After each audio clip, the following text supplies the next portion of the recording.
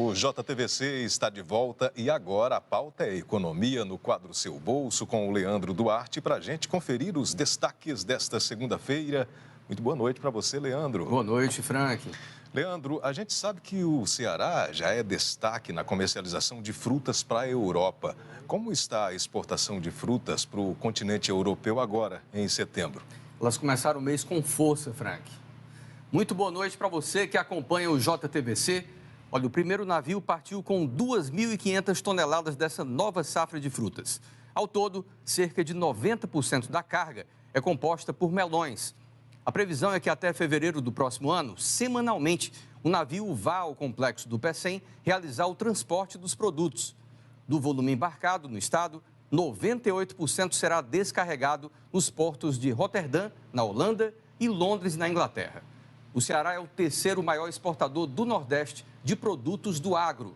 Somente em frutas, foram mais de 80 milhões de dólares exportados pelo estado, consolidando o setor como o segundo do agronegócio que mais exportou no Ceará, ficando atrás somente das castanhas de caju. A gente falou aí de crescimento, vamos continuar falando de crescimento, né?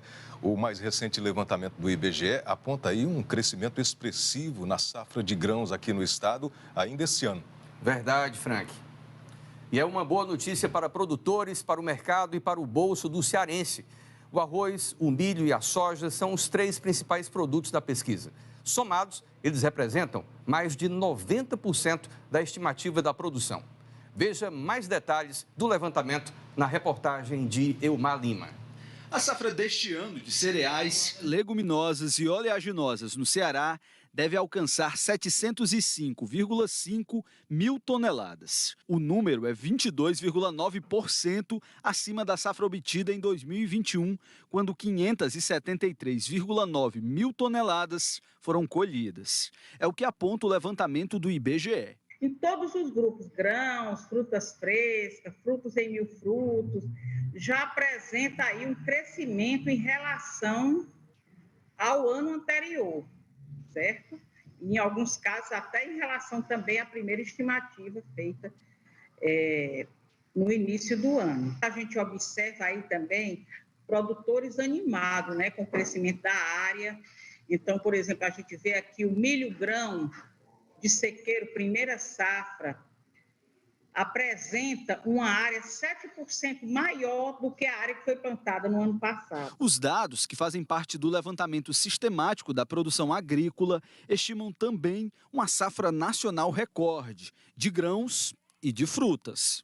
Tanto nacionalmente quanto aqui no Ceará, um fator importantíssimo contribuiu para as boas perspectivas: a chuva. 2022 teve melhores chuvas do que os 2 anos anteriores. E isso foi extremamente positivo para a maior parte dos produtores agrícolas. Nós tivemos um bom período de chuva e isso contribuiu bastante, principalmente na questão dos grãos, né, dos tubérculos, que aumentou bastante a produção. E comprovando isso, nós percebemos o quê? Que a horticultura não subiu tanto, nem a fruticultura não subiu tanto. Por que não subiu tanto essas duas atividades? Por causa que elas dependem diretamente da irrigação.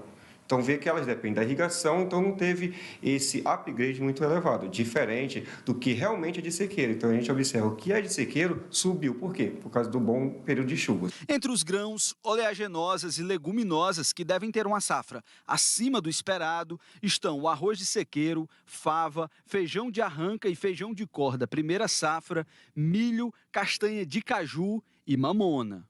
O levantamento também prevê crescimento nas produções de frutas frescas, o carro-chefe cearense, e frutas secas aqui no Ceará, com um avanço de 2,9% e 9,2%, respectivamente. Agora chegou aquele momento muito esperado por muita gente, Leandro, oportunidade de trabalho. Tem muitas vagas abertas aqui em Fortaleza para essa semana? Com certeza, Frank. Olha, são 762 postos abertos na capital, incluindo vagas para pessoas com deficiência disponibilizadas pelo Cine. Entre elas estão oportunidades para os cargos de teleoperador, assistente de vendas, motorista, entre outros. Vale lembrar que as vagas estão sujeitas a alterações.